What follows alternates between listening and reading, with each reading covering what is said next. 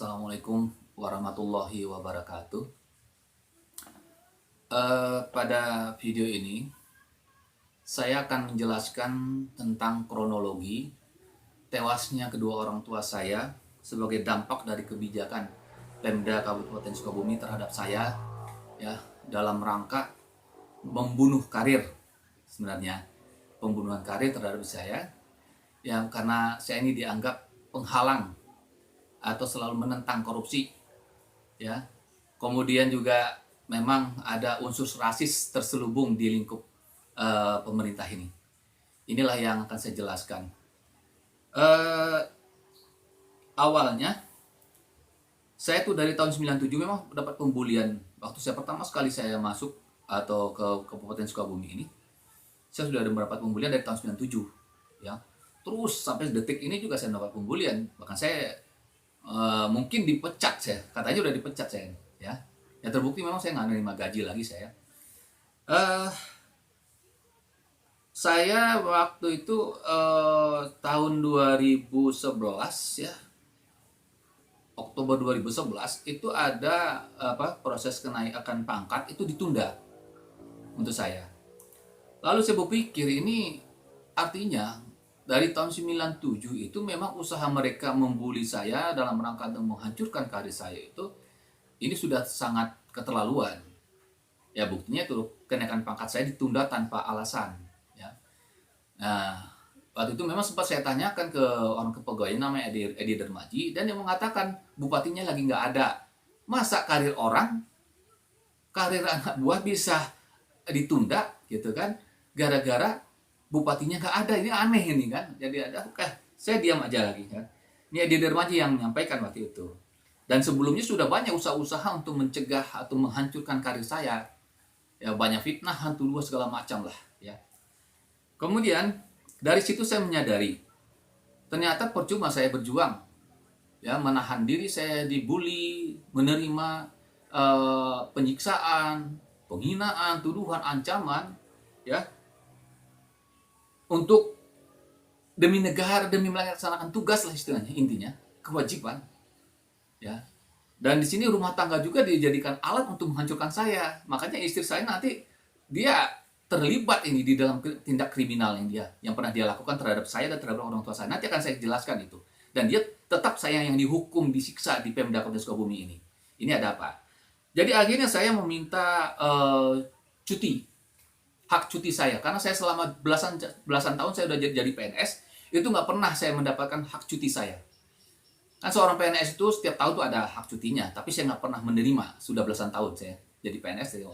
Nah waktu itu barulah saya coba memohon, ya, untuk minta cuti hak saya kan. Dan waktu itu akhir tahun 2011 waktu itu.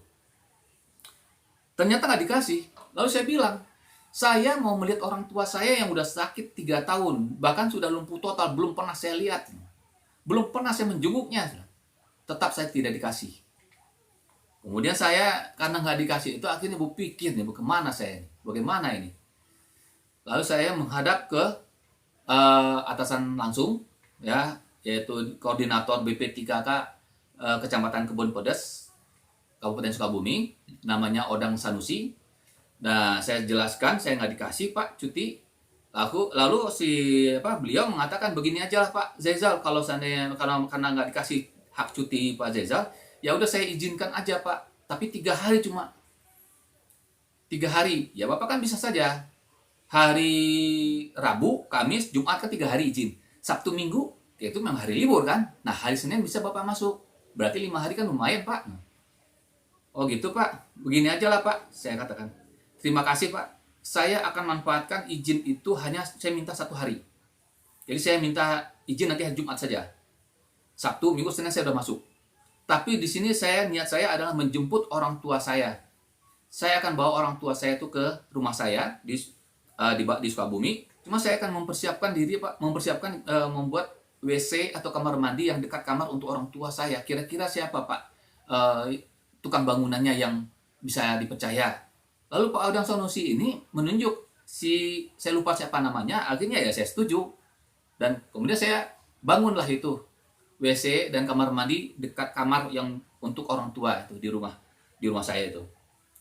Setelah selesai, Pak Orang Sanusi itu langsung datang ke rumah saya melihat ingin tahu sampai di mana membangun WC itu, dan dia datang ke rumah dan periksa.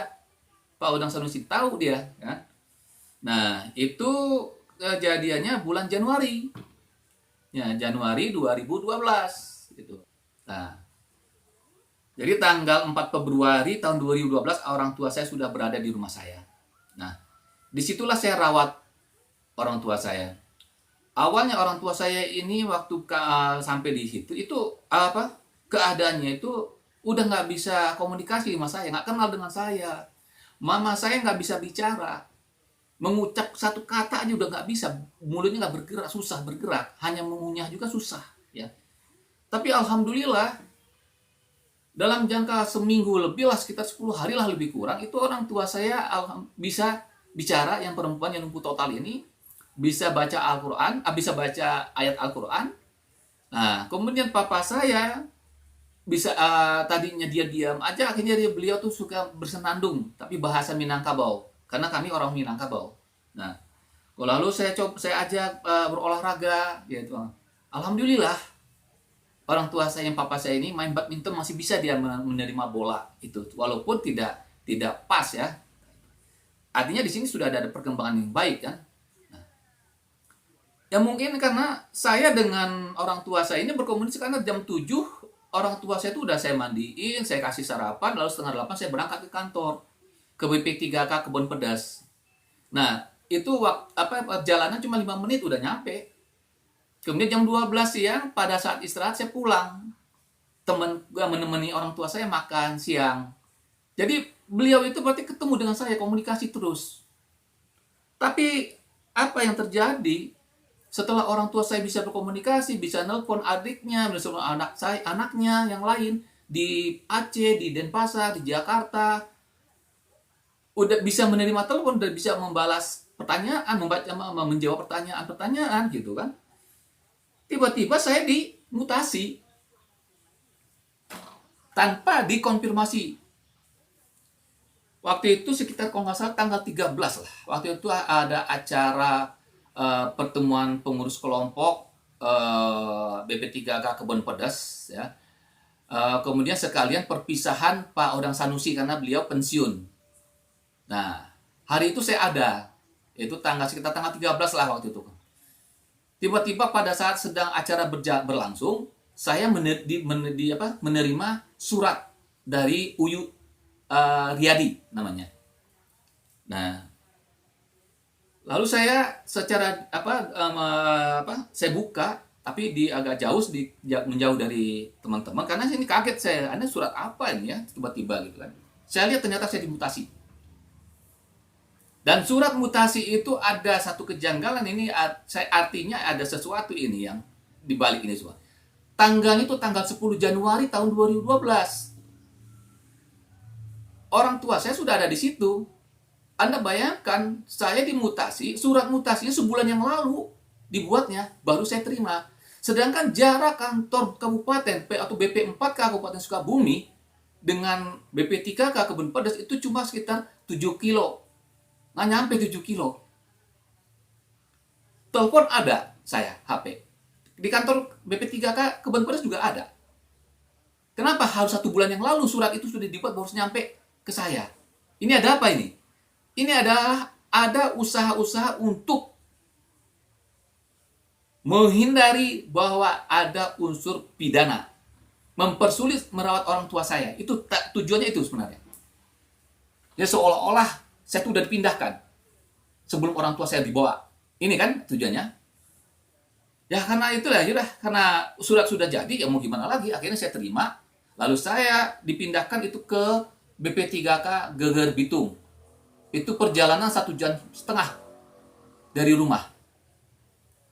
Sampai di sana saya serahkan ke koordinatornya, namanya Endang Suhendar. Lalu 1 minggu kemudian saya diberi wilayah binaan dan ditawarkan di desa Buniwangi, Kecamatan Geger Bitung. Memang itu agak dekat, paling nggak nyampe lah, sekitar nggak nyampe 1 jam perjalanan dari kantor dari Buniwangi tersebut. ke rumah saya. Namun tiba-tiba ini ada salah satu rekan namanya Adeng Wampa. Memang dari sebelum tahun 2007 sendiri dia udah bermasalah sama saya, udah bikin masalah sama saya. Saya tantang waktu itu. Tapi kayaknya tahun 2012 itu dia masih dendam kayaknya. Sehingga dia menekan Endang Suhendar ini supaya saya jangan ditempatkan di Buniwangi, tetapi diberi wilayah binanya tuh di Desa Ciengang. Sedangkan Desa Ciengang itu perjalanannya 2 jam dari rumah saya itu. Kemudian sinyal tidak ada di sana, di pegunungan. Saya nggak ngerti, ini saudara Endang Suhendar ini malah patuh dan mengikuti permintaan dari saran dari Adeng Wampa binatang ini, gitu. Saya nggak bisa menolak. Cuma saya kasih tahu, begini Pak, Bapak menugaskan saya ke daerah pegunungan di Desa Ciengang. Tapi Bapak harus pertimbangkan, orang tua saya yang satu sudah dalam keadaan lumpuh total, yang perempuan. Yang laki-laki sudah stroke. Ini sudah awal keadaannya kritis loh. Ya silakan aja pandang pertimbangkan itu. Yang penting saya sampaikan ini bahwa saya sedang merawat orang tua yang sedang mengalami sakit berat. Tapi tetap ternyata Pak Endang Suhendar ini dapat tekanan dari Adeng Wampa ini sehingga saya tetap ditugaskan di wilayah binaan yang sangat jauh. Paling jauh di antara rekan-rekan yang penyuluh yang lainnya. Paling jauh saya. Dan itu saya kalau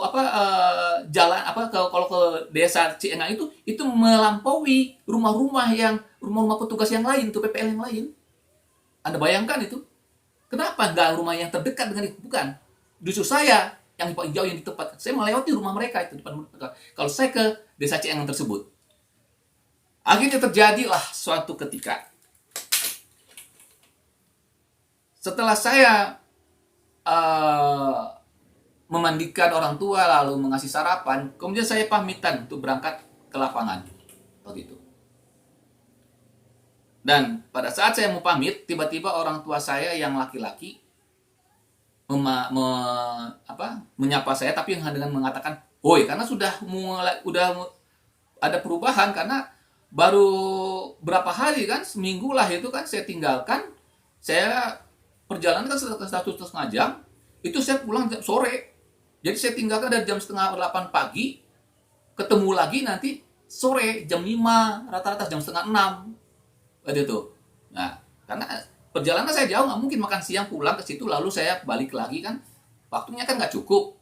Nah itulah, itu sudah mulai drop orang tua saya. Sudah mulai, yang satu sudah susah bicara lagi, kemudian papa saya sudah komunikasi sudah agak terganggu lagi. Dan pada saat itu, saya pada saat pamitan, beliau menyapa saya, lalu disuruhnya saya duduk di samping beliau. Nah ini saksi bisu, ya kursi ini. Beliau duduk di sini, saya duduk di situ. Di sini ada meja, lalu ada sarapan, dan beliau melihat sarapan itu. Terus saya bilang, "Pak, sarapannya dimakan banyak." Diam aja. Akhirnya saya suapin, ternyata beliau ingin disuapin oleh saya. Suapin, dimakan oleh beliau. Sudah 4 suap itu baru saya minta izin. "Pak, Ijal mau tugas, mau kerja, mau berangkat ke kantor, tolong Pak teruskan sarapannya Pak ya. Jangan lupa Pak ya." Diam aja bapak saya ini. Akhirnya saya pamitan, saya cium tangannya, lalu saya berangkat. Berangkat langsung ke Desa Ciengang dan ketua kelompoknya Pak Una. Dan saya di sana lagi ngobrol-ngobrol dengan diskusi dengan ketua kelompok. Tiba-tiba ada telepon dari istri jam 10:30 pagi. Ketika saya angkat tidak bisa nyambung, nggak kedengaran, suaranya putus-putus. 2 kali itu kejadian sehingga tidak ada sama sekali lagi sinyal waktu itu. Karena sinyal kadang ada kadang tidak waktu itu kan. Nah, karena saya nggak tahu apa yang terjadi. Sorenya saya pulang. Tapi muter. Nah, muter sehingga saya ke kantor BP3K Geger Bitung, tanda tangan absen, baru saya pulang. Pulang, sesampainya di rumah sekitar jam 5:30 saya, lebih kurang 5:30, yang saya dapatkan orang tua saya sudah dalam keadaan kaku. Ternyata orang tua saya ini sudah ngedrop dari jam 11. Sedangkan orang tua kalau sudah mengalami ngedrop itu ya atau koma itu hanya katanya 15 menit cuma ada waktu. Kalau lewat dari jam 9 nggak akan tertolong. Anda bayangkan jam setengah 11, jam setengah 6 baru saya ketemu dan dalam keadaan kaku di sini. Kepala beliau di situ. Lalu saya angkat, ini penuh dengan luka. Lalu saya angkat dan posisi beliau begini, kayak patung. Mulut terbuka, mata mendelik, begini aja. Tidak berkedip, saya gini-giniin, gak berkedip. Gini aja. Gimana saya bisa menerima itu? Siapa yang nggak dendam? Ini manusia binatang berhati iblis yang memperlakukan saya seperti ini. Anjing mereka tuh. Orang tua saya nggak tertolong gitu. Dan saya kasih tahu ke Endang Suhendar itu. Orang tua saya koma. Sehari kemudian, waktu itu orang tua saya lagi dirawat di rumah sakit. Tiba-tiba ada telepon dari BP4K. Edi Dermaji menelpon saya, orang kepegawaian. Saya disuruh ke BP4K ke kantor. Ada perlu, ada urusan penting. Saya langsung menolak. Saya nggak peduli mau penting, mau apa, saya tidak ada urusan lagi saya. Urusan saya adalah orang tua saya sekarang dalam keadaan koma di rumah sakit. Kalau kalian memang memerlukan saya, silakan datang ke sini. Ada apa? Saya tidak akan pernah datang ke kantor. Akhirnya Edi Dermaji ini bersama stafnya datang ke kantor, ke rumah sakit, dan menyerahkan map. Map apa isinya? SK kenaikan pangkat yang telah ditunda sebelumnya itu, 6 bulan yang lalu. Saya menerima SK kenaikan pangkat itu ketika orang tua saya sudah koma. Hebat gak? Gila ini.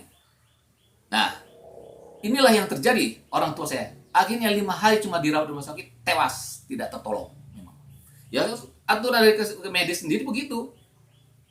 Apabila ada seseorang yang koma, itu hanya 15 menit ada waktu katanya, untuk ditangani. Kalau lewat dari 15 menit tidak ditangani, maka itu tidak akan tertolong. Makanya waktu saya bawa ke rumah sakit itu, suster sudah menyarankan, perawat di situ sudah menyarankan untuk dibawa pulang kembali. Ini nggak mungkin Pak, nggak bisa tertolong lagi karena ini dari jam setengah 11, jam 6, setengah 6 Bapak mau, itu kan sudah lewat 15 menit Pak. Nggak mungkin Pak, itu Pak terserah Bapak. Ya saya coba dulu Pak, saya bilang. Terus saya coba dulu, tolong dirawat. Itulah. Namun kenyataannya betul, nggak tertolong, meninggal orang tua saya.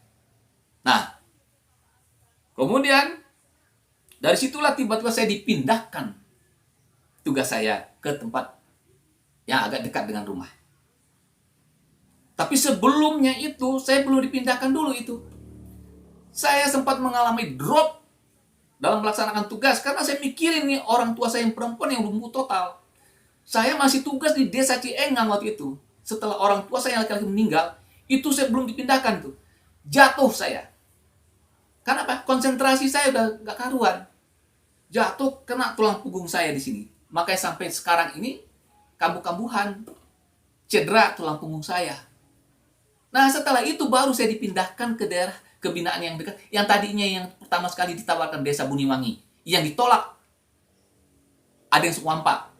Saya nggak tahu sebagai apa dia pada statusnya sama-sama dengan saya, sama-sama PNS, pangkatnya lebih sama dengan saya, cuma dia lebih tua. Sarjana sambilan. Kalau saya nggak sarjana reguler. Begitu hebatnya dia merasa hebatnya, yakin dia mempengaruhi koordinator BP3K Geger Bitung untuk menyiksa saya. Cedera tulang belakang saya. Sampai detik ini belum sembuh total. Nah, kemudian walaupun sih dipindahkan, itu kan tetap saja masih jauh. Siangnya saya nggak bisa pulang. Akhirnya mama saya semakin lama semakin ngedrop. Semakin parah. Lebih kurang 1 tahun orang tua saya yang perempuan ini tidak tertolong juga. Beliau terlantar. Saya katakan terlantar karena peran istri saya yang merasa dirinya seperti saya terjebak oleh kebijakan pemerintah, sehingga dia menyulitkan bagi dia merawat orang tua saya. Dan orang tua saya yang perempuan itu jadi korban juga akhirnya.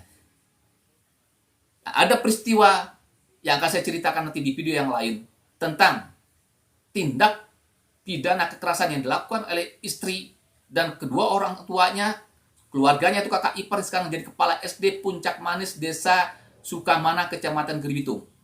Itu ada suatu tindakan kriminal yang mereka lakukan terhadap diri saya dulu, kemudian terhadap orang tua saya. Nanti akan saya bahas di dalam video yang berikutnya. Dan ini sampai kapanpun saya tidak terima. Pemda Kota Sukabumi melindungi karena istri saya adalah orang Sunda. Padahal saya dinikahi perempuan ini, itu di piting leher saya harus mau menerima perempuan tersebut saya nikahi. Tapi setelah saya nikahi, ternyata apa yang terjadi nanti akan saya ceritakan. Termasuk perselingkuhan yang dilakukan dengan suami orang. Dan itu sudah saya jelaskan ke Pemda Kabupaten Sukabumi, tapi Pemda Kabupaten Sukabumi tidak menerima, tetap saya yang dihukum dan disiksa saya selama belasan tahun. Inilah yang terjadi pada saat diri saya, yang sampai saat ini belum ada yang bertanggung jawab satupun dari pihak pemerintah. Video ini, kronologi yang saya jelaskan ini bisa menjadi bahan pada teman-teman saudaraku untuk diproses hukum seadil-adilnya. Mohon dukungannya dan doanya. Ya, terima kasih. Assalamualaikum warahmatullahi wabarakatuh.